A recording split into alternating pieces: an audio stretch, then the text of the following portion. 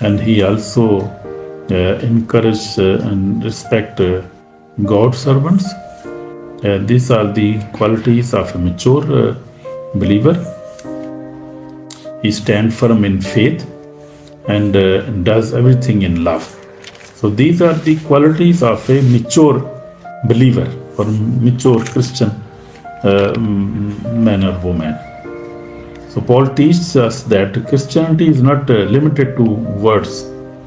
Genuine faith becomes visible through generosity, courage, service, unity, and love. So we will see today a very beautiful, powerful sermon today. So we see give regularly and generously. Paul instructed believers to set aside something on the first day of every week according to how God had prospered them in verse 1 and 2. So Christians giving should be regular, not occasional, planned, not careless. Planned, we must have to plan that, not careless, and appropriate to what God has provided. Willingly, not forcefully. So use honestly to help God's people and advance His work. Praise the Lord. So New Testament does not present a giving as a way to pursue salvation or miracles. So salvation is God's gift through faith in Jesus Christ. We give because God has already shown mercy to us. Hallelujah. So you are welcome in Lovers of God International Ministry Holland, and we are from Holland, and we are just studying from the Bible, Holy Bible, from 1 Corinthians chapter 16 today. So we see the New Testament does not present giving a way to pursue salvation or miracles. We cannot buy our salvation. We cannot buy our miracles because salvation is God's gift through faith in Jesus Christ. Hallelujah.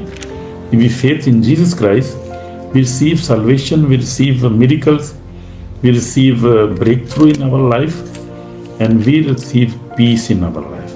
Praise the Lord. And at the end, we receive eternal life. That is what is promised in the Bible. So we give because God has already shown mercy to us. And we give financially, we give our time, we give our sources to God's work because God already showed mercy to us. Praise the Lord. So Paul said in verse 8, freely you have received, freely give. In Matthew 10:8 says, freely you have received. Jesus said, freely you have received, freely give. So giving includes money, but it also includes our time, our food, our abilities, encouragement, prayer, and practical help for poor people. Praise the Lord. So we can help refugees, persecuted believers, widows, orphans, prisoners, and sick people. We must help, we must give. We can give our time, our money, our food, and our prayer, our encouragement. Also, we can help them practically. So in Christian society, or in Christian church, or in Christianity, we help poor people, refugees, persecuted believers, widows, orphans, prisoners, and sick people. We must give them happily and as much we can do. We must help people. So we see in the Old Testament, the widow of Zarephath, during a severe famine, widow of Zarephath had only a hand full of flour, made a little oil, yet she trusted God and shared what she possessed the Elijah. God then sustained her household throughout the famine. In Kings, we see that 8, 16 and 17. So we see the Old Testament, the widow of Zarephath, who feeded Elijah in the time of severe famine, because the man of God prayed that there will be no rain, and there was no rain for 3.5 years. So her gift was not great in quality, but it demonstrated great faith. Hallelujah. God sees the heart behind our giving. Praise the Lord. So God sees our heart, which kind of heart we have. So walk through God's open doors mean Paul wrote for a great and effective. Paul wrote that for a great and effective door has opened to me, and there are many adversaries. In verse 9, Paul says here. So an open door from God does not mean there will be no difficulties. Paul experienced both opportunities and opposition at the same time. And if we see the life of Paul the Apostle, he was really persecuted too much. Even he was stoned, were put to death. But God saved him, and he worked very hard. He opened many new churches, new congregations. That time, 2000 years back, also wrote 13 letters to the different congregations, and he worked day and night very hard. Paul was working very hard. Praise the Lord. We must also do like that. So Paul is very good example for us. So sometimes believer think, if God opened the door, why I am facing resistance, oppositions, does not necessarily mean that you are outside God's will. And the gospel is advancing, resistance may arise. So this we see that all through the Bible, we see especially in New Testament, when Jesus Christ started his ministry, he also faced many oppositions, and also even he faced death, even was crucified by his opposition. We see that. So Jesus Christ is a very good example for our lives. And I am talking with the ministers, believers now, that do not be worried about anything, because sometimes believers think, if God opened this door for me, and why I am facing resistance, and this thought is also from the devil, from the enemy, because he always oppose what God has opened door for us. Like me here in Holland, I am doing online ministry, but devil is trying to discourage me all the time. But I know God's with me, and this is God's work, and this door has opened for me from God Almighty. Jesus Christ has opened this door for me to preach online, to reach many people. So I know my calling very well, and that is the grace of God.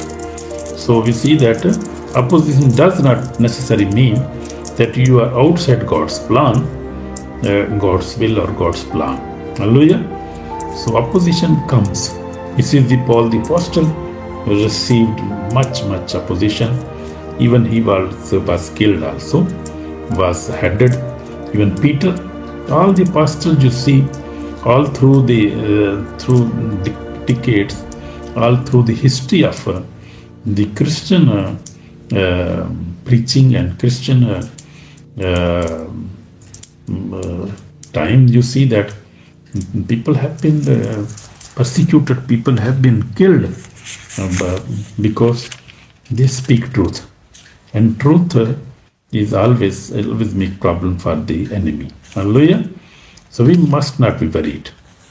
I'm talking about the believers now, with the persecuted countries, I am talking to the apostles, to bishops, to pastors, that please do not think that if God has opened door for you, and you think that why there is a resistance, why opposition does not necessarily mean that you are outside the will of God. When the gospel is advancing, resistance may arise. This can happen in your ministry, in my ministry. This can happen. It is happening. This is not can be happened. It happens. We have to be strong in our faith. We have to understand the strategies of enemies. We have to understand what the devil is doing. We have to oppose him with more force, with more faith, with more prayers. Hallelujah. With fiery prayers. We have to oppose him because he is defeated foe. He cannot stop the gospel of God. He cannot stop the work of God, even online, social media. Hallelujah. So God is opening door today through, you see that churches and prayer meetings. God opened door for his servants, his ministers, to preach in churches and also in prayers. God opened doors in social media, like YouTube, TikTok, Facebook, online broadcasting. God has opened door for us, my brother, my sisters. We must do work of God online. Never afraid. Don't afraid for anything. So refugees and immigrant communities, God, we can also work in these communities. This is also one door, also one way to work for Lord. In hospitals and prisons and care centers, there are many opportunities to work for God. Also, personal conversation with neighbors and colleagues, through translation of biblical message into different languages. So we have many opportunities to work for God, to work for God's kingdom, to promote the kingdom of God, to help people to know about the salvation, know about truth, know about light, know about the eternal light, know about Jesus Christ. We can do God's work. There are many ways to work for Him. So we must not abandon our calling simply because opposition appears. There happen many people are discouraged. Even ministers got discouraged. But that is not good. We should pray, exercise wisdom, remain peaceful, and continue faithfully. Hallelujah. This is message today, very special message from God. This is really from God. We must pray. If opposition comes, must pray, exercise wisdom. Also, we must remain peaceful. Don't be afraid or don't be angry. Remain peaceful. Continue faithfully your work, what God has given you. So stand firm in the faith. Paul says here, Paul gives 5 powerful commands in 1 Corinthians 16, verse 13 and 14.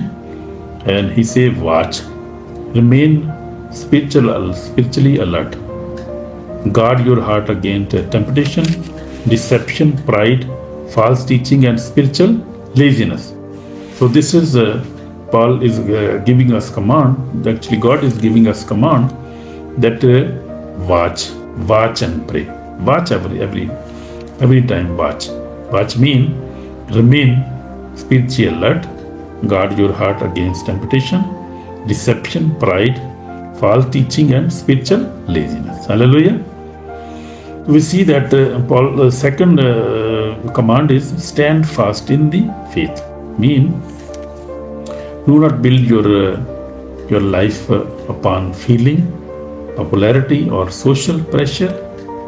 Build your life upon Jesus Christ and God's word, on word of God. Praise the Lord. So we must stand fast in the faith. So my brother, my sister, do not build your life upon feelings, upon popularity, or on social pressure. Understand? Build your life upon Jesus Christ and God's word of God. Hallelujah. Be brave. This is also command of Paul the Apostle here. Be brave. Mean Christian courage is not aggression. It is the strength to obey God when obedience is difficult. Hallelujah. So we must be strong. Also, Paul says we must be brave and must be strong. Be strong. Our strength does not come from human ability alone. It comes through prayer, speech, scripture, the Holy Spirit, fellowship, and depending upon Christ. Hallelujah. So be strong. Paul says in verse 13, be strong. Our strength does not come from human ability alone. It comes through prayer, scripture, Holy Spirit, fellowship, and depending upon Jesus Christ. Praise the Lord. So we see that also he said, do everything in love. Courage without love can become harshness. Knowledge without love can become pride. Ministry without love can become performance. Even correction must be given with truth and compassion. Praise the Lord. And also follow the example of Jesus Christ. We see Jesus Christ is our good example in our ministry. We see Jesus Christ our greatest example of courage and love. Praise the Lord. He stood firmly for truth, confronted hypocrisy, welcomed rejected people, touched the sick, forgave sinners, and preached repentance. Even while suffering on the cross, he prayed. Who prayed? Jesus Christ of Nazareth. Hallelujah. So, Father, forgive them, for they do not know what they do. And Luke 23:34 says.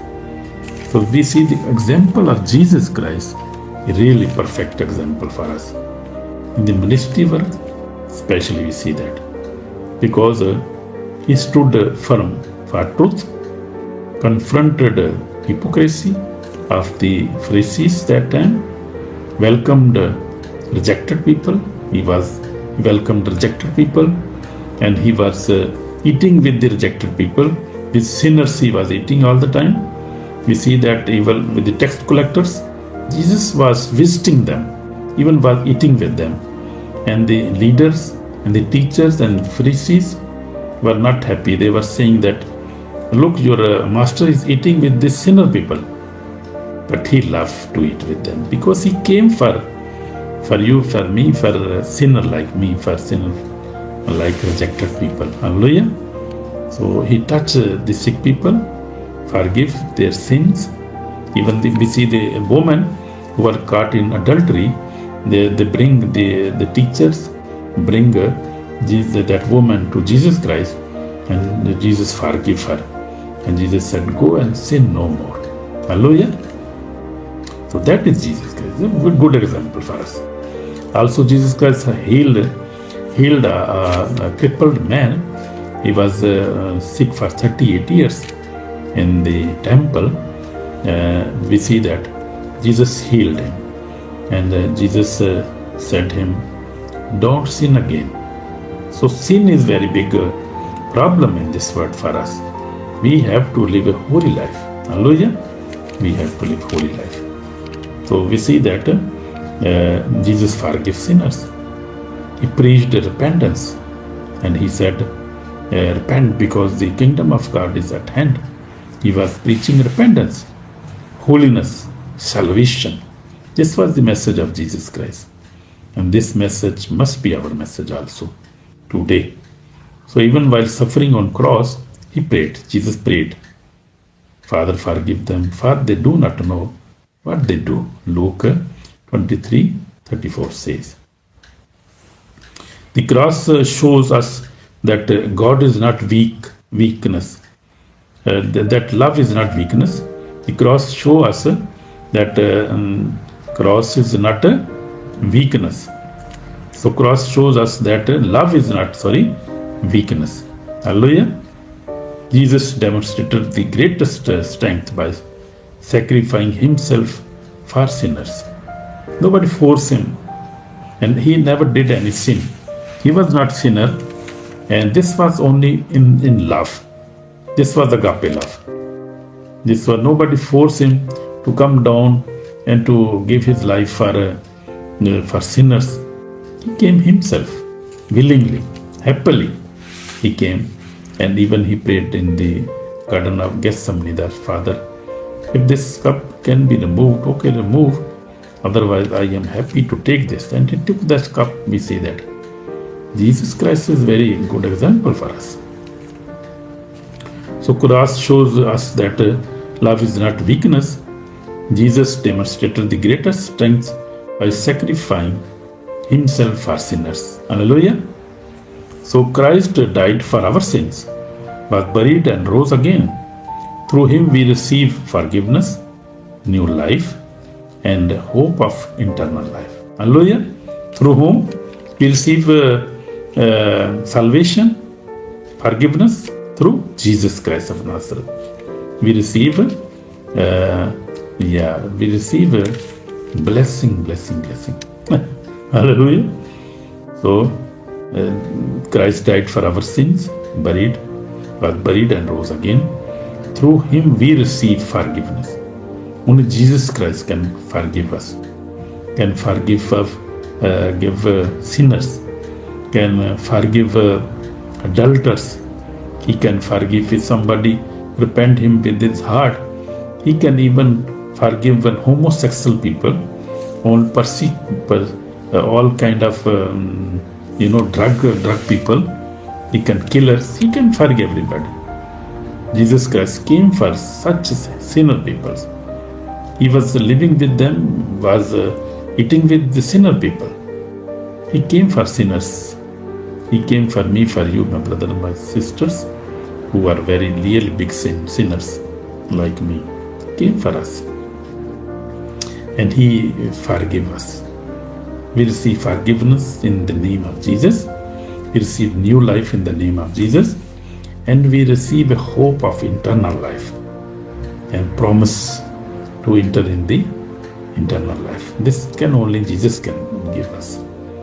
So if our preaching contains the truth but lack love, it does not properly present Jesus.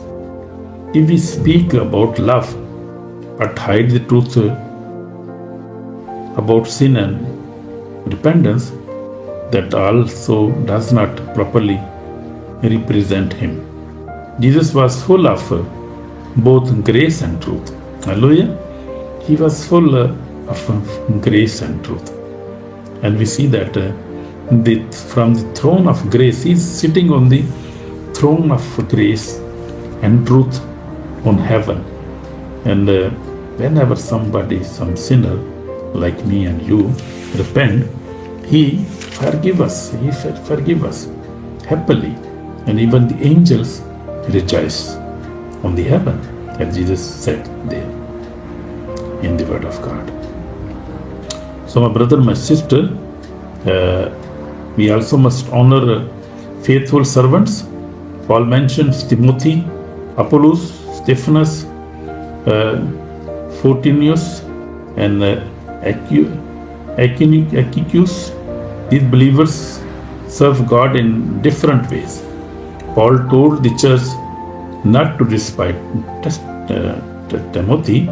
He also asked them to recognize those who devoted themselves to serving God's people. Hallelujah. So we must respect pastors, bishops, evangelists, all the ministers of God who are truly doing the work of God. We must help us.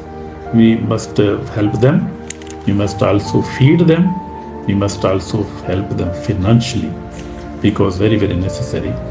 Even Jesus, you see them in the ministry of Jesus, there were rich people, women was even feeding him His disciples, the people the women who were healed, they were helping him in the ministry. So we see we should also help ministers of God, ministries. We must give our donations, our tithe or our offerings to the churches all around the world where we are. So church must not become a place of jealous and compassion. This is other thing Paul is teaching us. One person preach, another praise, another give gifts, another help poor, another operate equipment, another encourage new believers. Every faithful servant matters to God. So he's talking about the most services in the church. So some people jealous to the other peoples. So we must not jealous. Whatever he is doing, we must not be jealous. We should respect genuine servants without turning them into idol. All glory belong to Jesus Christ. Some people give very much respect, even make their idols. To pastors, they make their pastor their idol. Don't do this, brother. That is not good. So Christian fellowship requires presence and encouragement. Paul finally greets several that Christianity is not an isolated faith. Believers need one another. A simple visit, prayer, telephone, call, message or word of encouragement can strengthen somebody who feel discouraged. We must do this. In our church, we can do this, help other people. So some people watch online sermons but remain completely disconnected from Christian fellowship. So online ministry is valuable, but whenever possible, believers should also seek fellowship. Must go church and have fellowship with the church also. Prayer, accountability and Lord's Supper with a faithful local church. So everybody must go to church. Online sermons is also good, valuable, but if we have a church nearby, if we are member of any church, we must go also for there to fellowship with the other followers, believers, must pray with them, also must take Lord's Supper in the local church. Hallelujah, that is necessary.